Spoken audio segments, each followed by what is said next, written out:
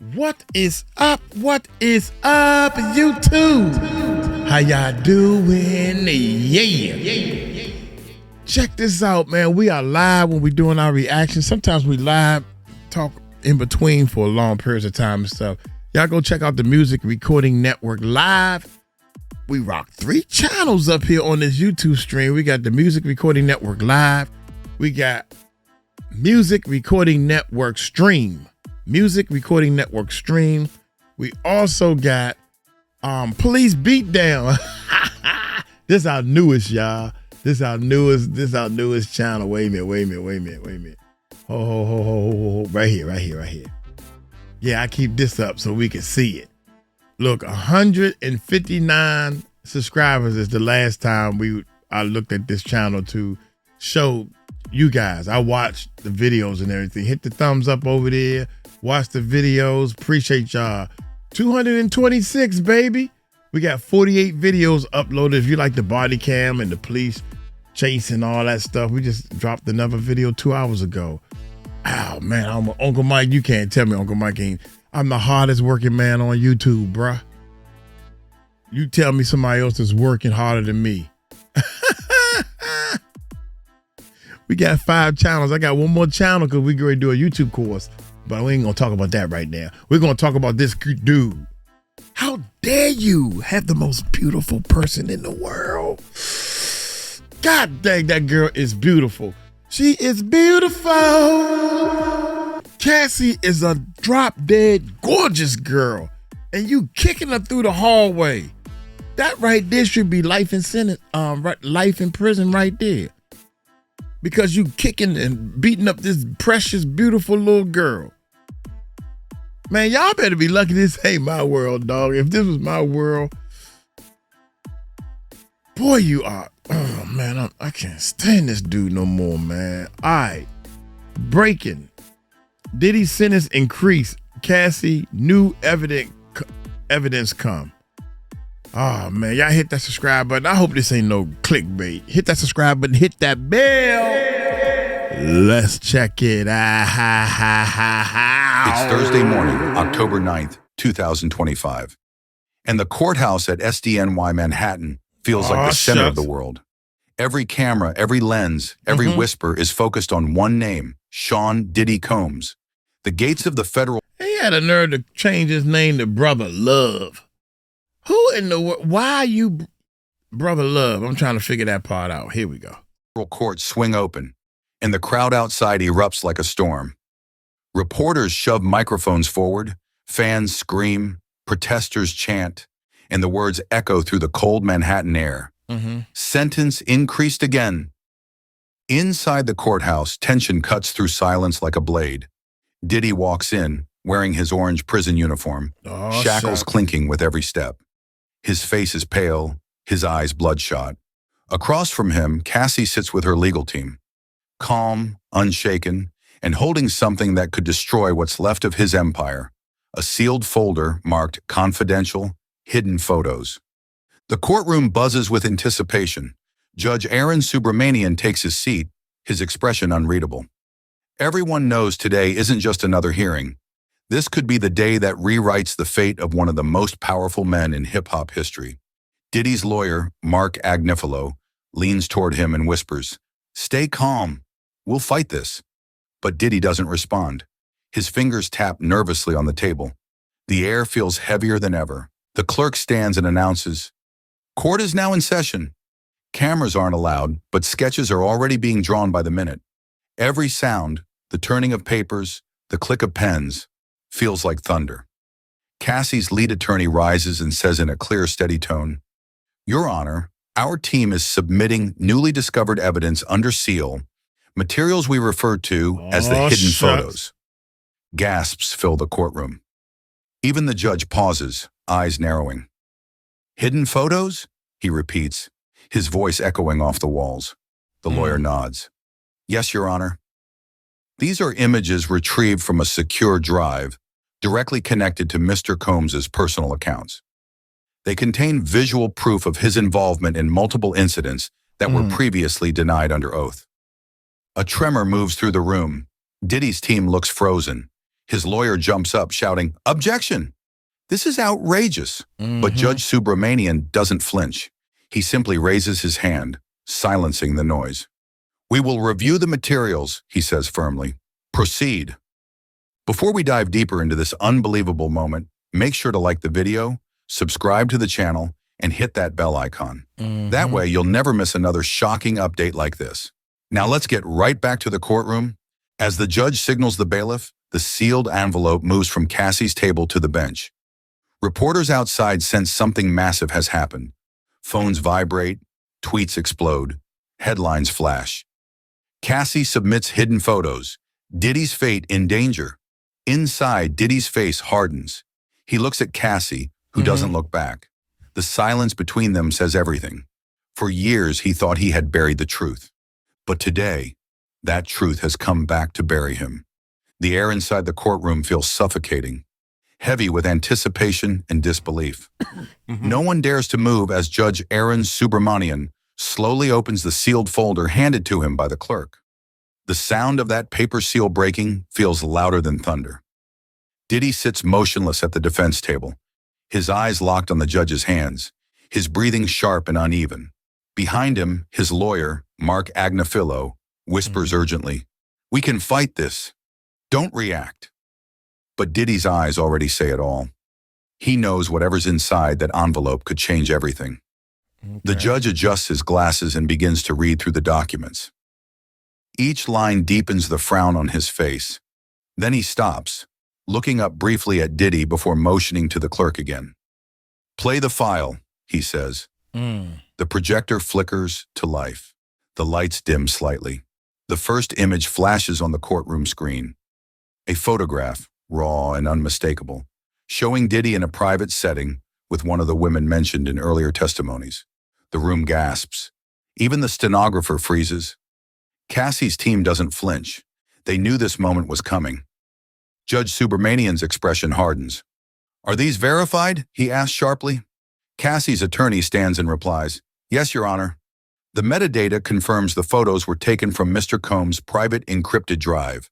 The timestamps match multiple reported incidents between 2014 and 2018.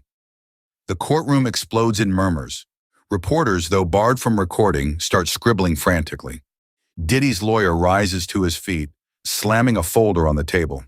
"This is fabricated. These are edited photos. This is manipulation." "Enough," the judge interrupts, voice firm. "The chain of custody seems clear. You'll have your chance to rebut, but for now, the evidence stands." The tension turns electric. Diddy's hands shake. He stares straight ahead, blinking fast, jaw tightening. The once unshakable mogul now looks like a man cornered.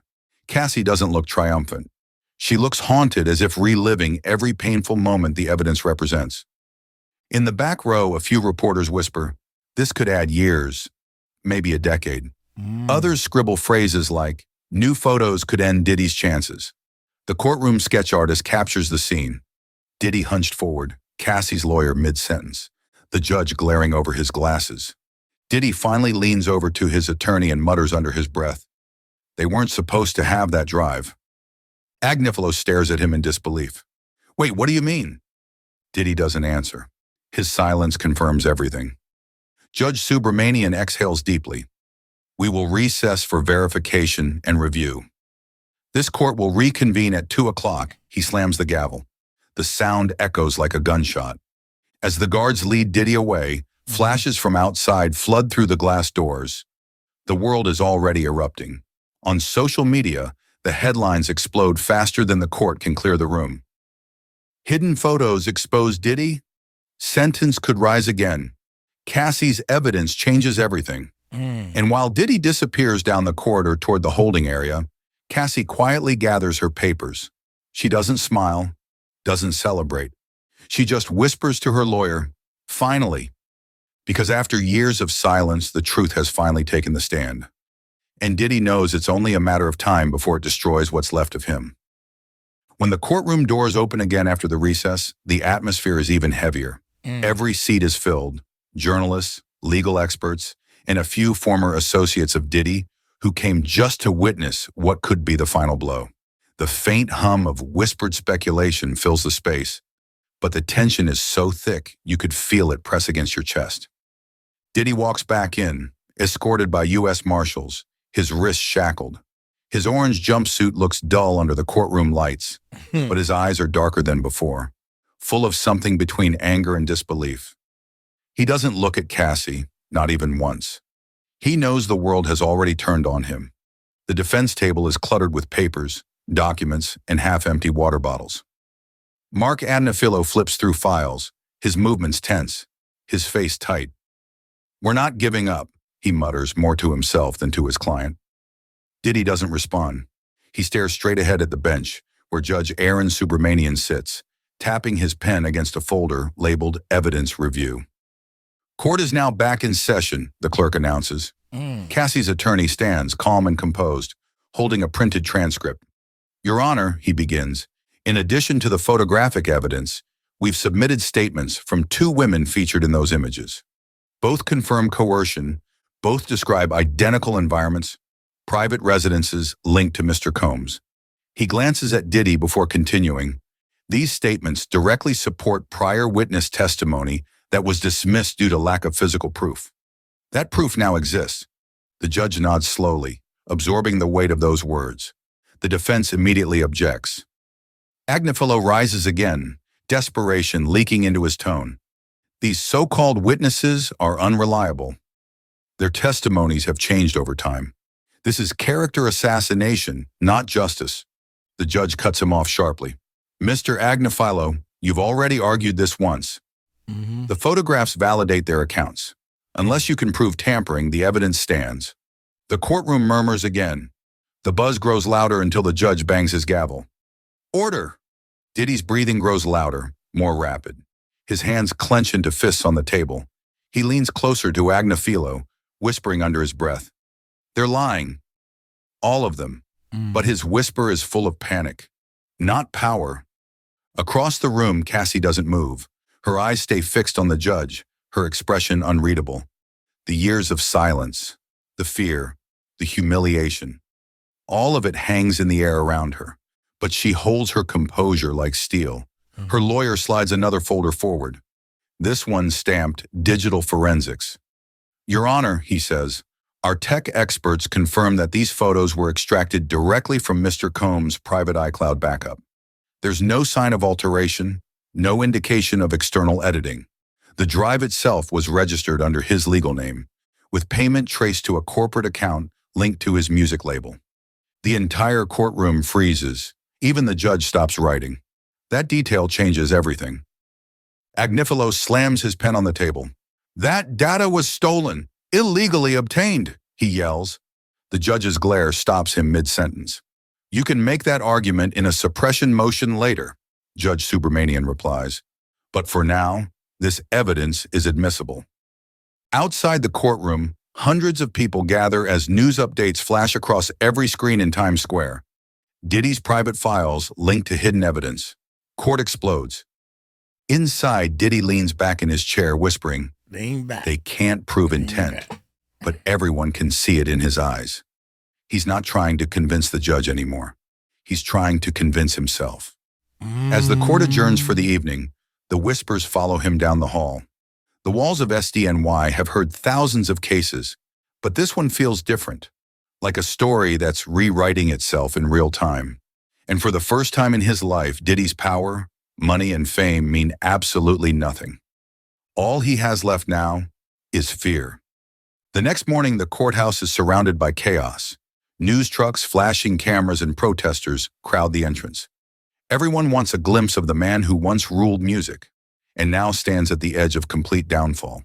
The signs outside read, "Justice for victims and sentence must increase." The energy is boiling. Inside, the courtroom is already full before Diddy arrives. Every eye turns when the door opens. Diddy walks in, shoulders tense, jaw locked. He's trying to look composed, but the cracks are showing. His eyes are red from another sleepless night in the holding cell at MDC Brooklyn. Reporters whisper that he barely ate, that he spent the night pacing and shouting at his lawyers. Judge Aaron Subramanian takes his seat, and silence falls instantly. The court clerk reads from the docket, "Continuation of review, United States versus Sean Combs. Cassie's attorney stands adjusting his tie. Your Honor, the prosecution would like to introduce supplementary material that directly links Mr. Combs' digital archive to previous acts of intimidation and coercion.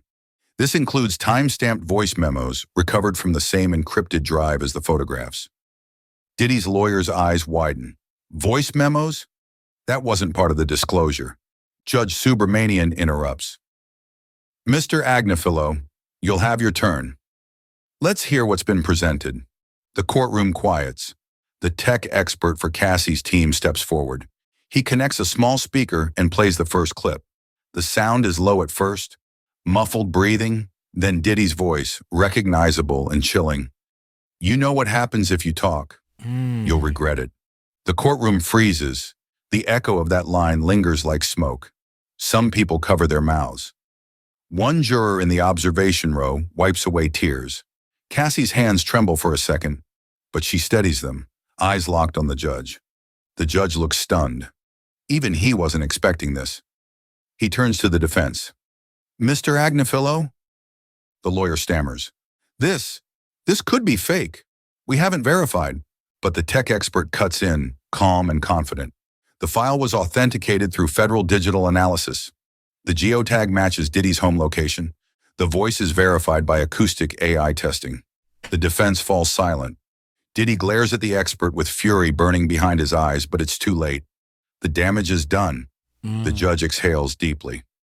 We're not sentencing today, but this evidence significantly affects the prior term. A quiet ripple of gas spreads across the courtroom. Diddy's composure finally breaks. He leans forward, whispering harshly, "This is a setup. She's doing this for revenge." His voice cracks midway. It's not confidence anymore. It's fear. The judge bangs the gavel. Mr. Combs, you will remain silent. The sound of the gavel is sharp, final, and devastating. Diddy sinks back into his chair, clenching his fists, staring at the table. Cassie's lawyer adds, Your Honor, based on the new evidence, we respectfully request a sentence reconsideration hearing. And that's when the room truly explodes. The words sentence reconsideration mean one thing. The punishment could grow. Judge Subramanian leans forward. His tone is low, measured, and cold. This court will review the motion and determine whether the current 50-month sentence is proportionate in light of this evidence. Until then, the defendant remains in federal custody. Outside, the crowd roars as the news breaks. Breaking, court considers increasing Diddy's sentence after hidden photos and audio evidence. Inside, Diddy's head drops. He looks small, smaller than he's ever looked before. For years, he thought his power could silence anyone. But now that silence has turned into the loudest scream of justice the courtroom has ever heard. The courtroom doors close again at 2 p.m. And this time it feels like everyone knows something explosive is about to happen. The guards take their positions, cameras are banned, and Judge Aaron Subramanian walks in with a new stack of documents. Thick, marked, confidential sentence review. The sound of that folder hitting the desk makes everyone hold their breath. Diddy sits motionless, but you can see the tension in his jaw. He's whispering something to his lawyer, Mark Agnifilo, his voice sharp but quiet. We need to fight this. I'm not letting them bury me alive. Agnifilo nods, his face pale. Sean, they're coming hard, but I'll handle it. The judge begins reading. After reviewing the new photographic and audio evidence submitted by the prosecution, as well as statements from the victims and expert testimony, this court finds grounds for sentence reevaluation under federal statute. The words hit like a bomb. Reporters exchange glances. The courtroom buzzes. Cassie's lawyer rises, steady as ever. Your Honor, these recordings and images were not simply stored. They were cataloged, labeled, and protected under aliases.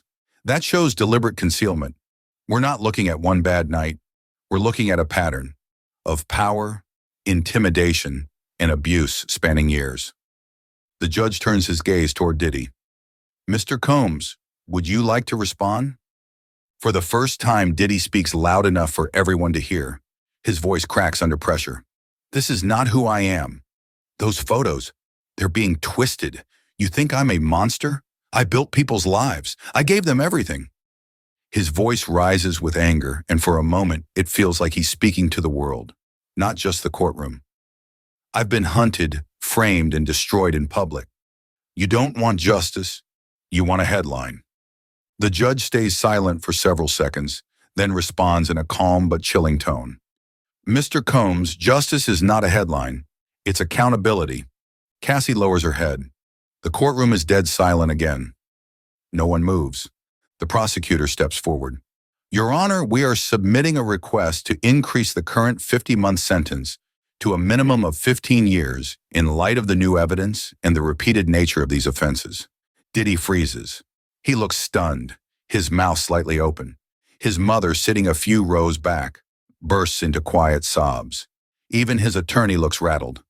15 years, Agnafilo repeats under his breath. This is outrageous. But deep down, everyone knows the tide has turned. Judge Subramanian closes his eyes for a moment, as if weighing the gravity of what's unfolding. The court will review sentencing adjustments after deliberation, he says. This is not a final ruling, but I must warn all parties. The material presented paints a disturbing picture. As he speaks, Diddy's expression hardens. No more panic, no more denial, just quiet anger. He glares toward Cassie's table, whispering words no one can hear. When the session adjourns, the courtroom erupts into noise. Reporters rush out to file breaking updates. Phones light up across New York City. Sentence increase under review. 15 years on the table for Diddy. Outside SDNY, the crowd chants louder than ever. Justice for Cassie, echoing off the courthouse walls. And as Diddy is escorted back toward the holding area, he looks over his shoulder, his face hollow, his voice barely audible as he mutters, "They think they've won, but it's not over." The doors shut behind him, but inside those walls the power has finally shifted. And this time, Diddy isn't the one pulling the strings. By the next morning, Manhattan feels different. The headlines have already taken over every network. Sentence increase possible for Diddy. Hidden evidence changes everything. Cassie's legal team delivers final blow. Cameras swarm outside SDNY court, hoping for a glimpse of Diddy being brought in again. The city that once cheered his name now watches with curiosity and quiet judgment. Inside MDC Brooklyn, Diddy sits on the cold metal bench of his cell, staring at the wall. He hasn't slept. The sound of guards' boots echoing down the corridor reminds him that he's not in control. Not of his narrative. Of all things I click on, I click the mute button. Damn. The sound of guards' boots echoing down the corridor reminds him that he's not in control anymore. Not of his music, not of his money, not of his narrative. His lawyer visits early, voice low and urgent. Sean, today's hearing could finalize everything.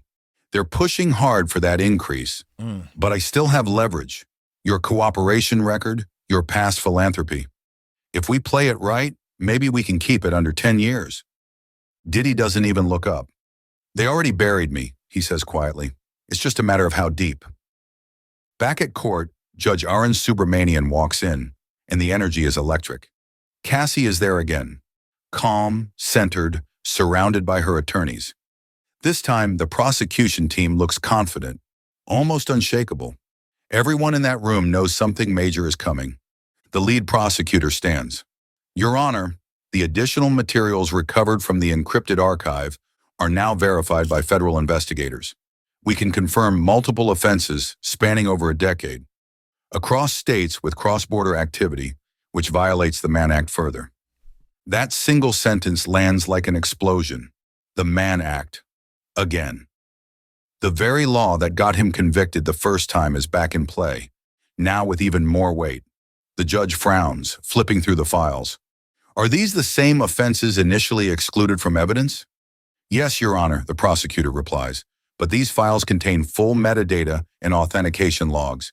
They confirm Mr. Combs' direct involvement. Diddy's lawyer jumps up shouting, "Objection! Those materials were obtained through an illegal chain of custody. We'll appeal this." The judge raises a hand. "Sit down, counselor. The motion has been reviewed and overruled. The evidence is admissible." The entire courtroom erupts. The tension feels like it might split the air in half. Cassie's face doesn't change. She simply exhales, a long, quiet sigh of relief that the truth is finally cutting through. The judge continues, his tone stern but deliberate. In light of this newly verified evidence, this court is considering a substantial increase to the original sentence. The defendant's prior term of 50 months no longer reflects the severity of these actions. The proposed adjustment, he pauses, glancing over his notes, will extend the sentence to 14 years and 8 months. A collective gasp sweeps through the courtroom. The sound of reporters typing fills the silence.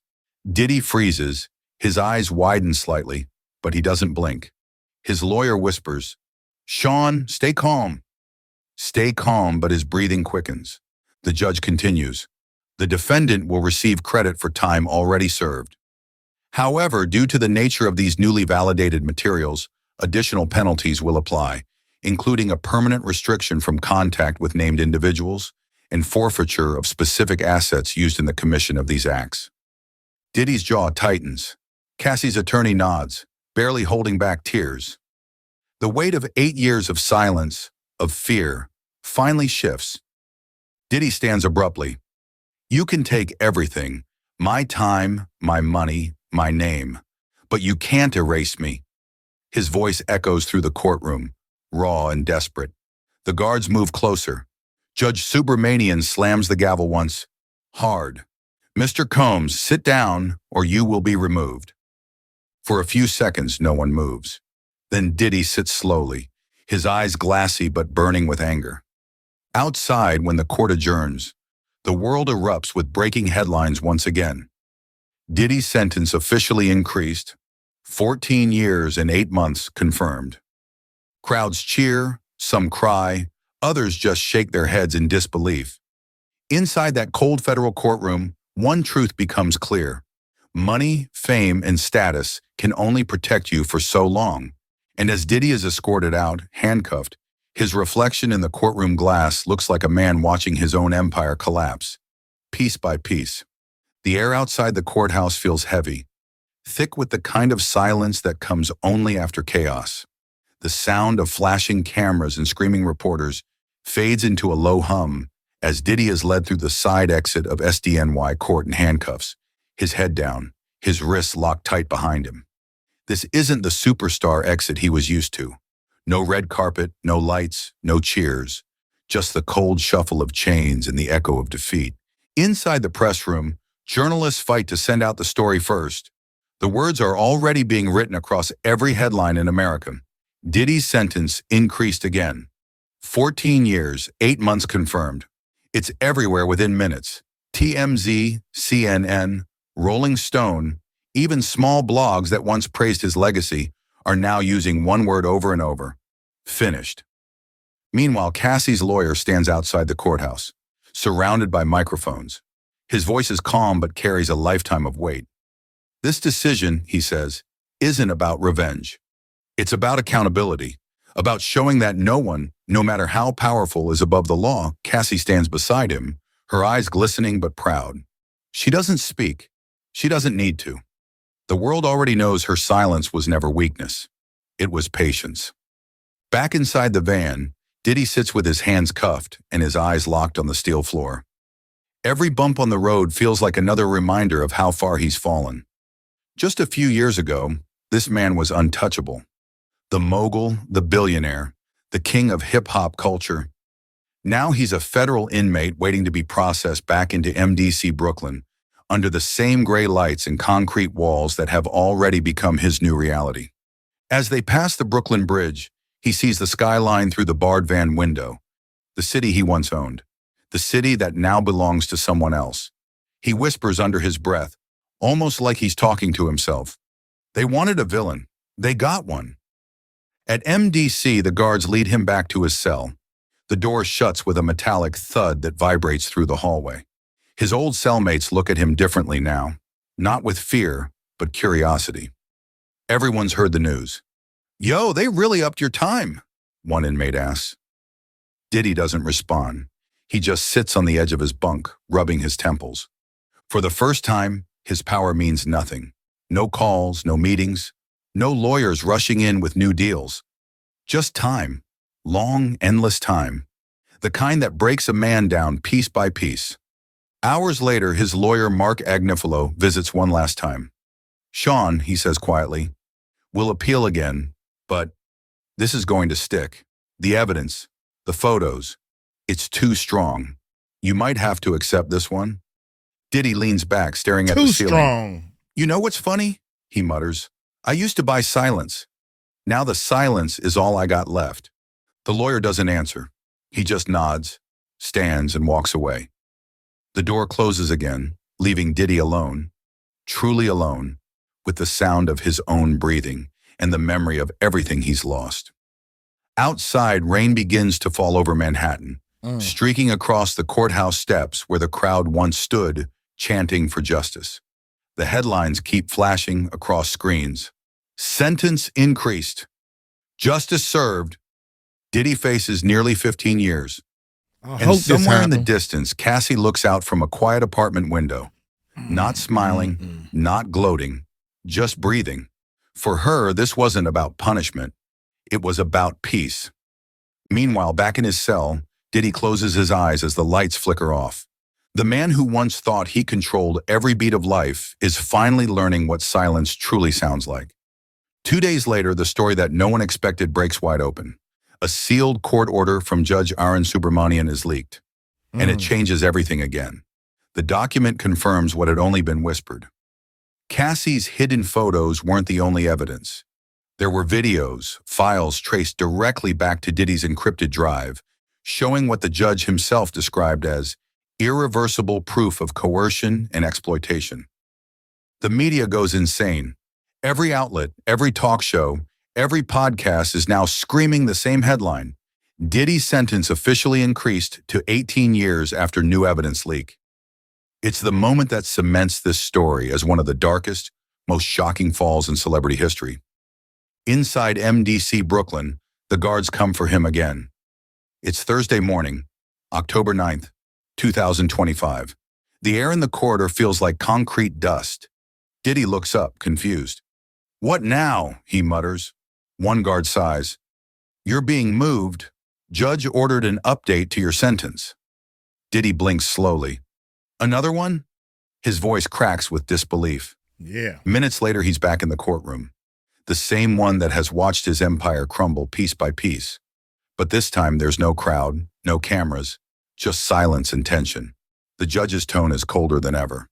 "Mr. Combs," Judge Subramanian begins, "after reviewing the secondary evidence file provided by Ms. Ventura's legal team, this court has determined that the previous 14-year, 8-month sentence does not accurately reflect the totality of your actions. Damn. Therefore, the sentence is hereby increased to 18 years in federal custody."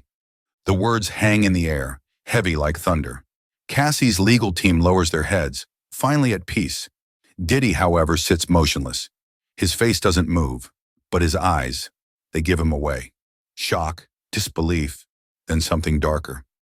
He leans forward slightly, whispering to himself, 18 years, and that's my lifetime gone.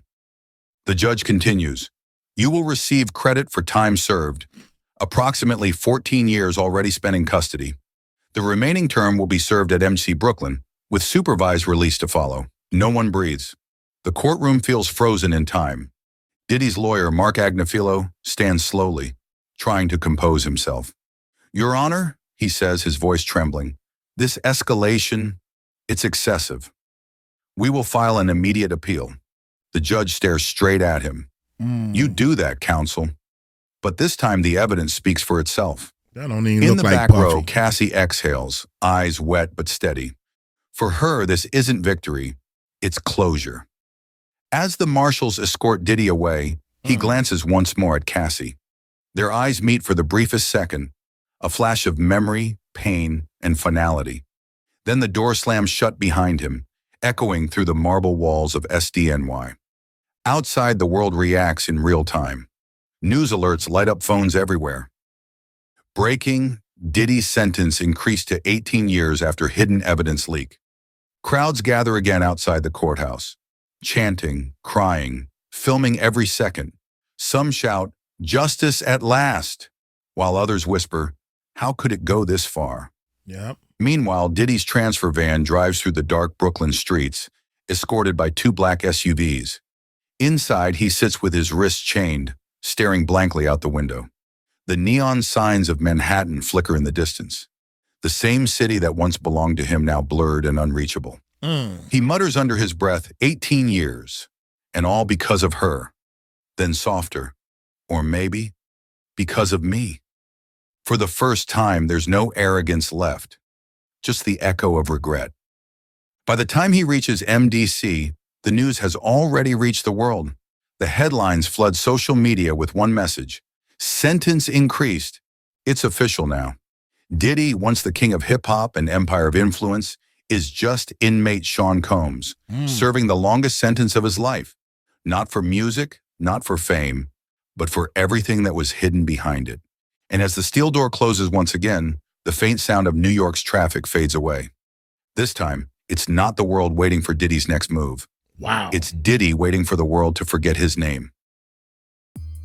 This is to be honest, I think this is just a story. I think it's just a story, and I know one thing, I'm going to pray that it comes true. I'm going to pray that it comes true because I think a lot of people are pissed off. We pissed off, man.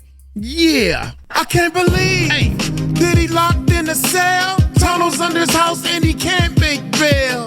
I should have made that longer. They don't call. We praying, we hoping that Diddy gonna get some more time. He gonna get more time, man.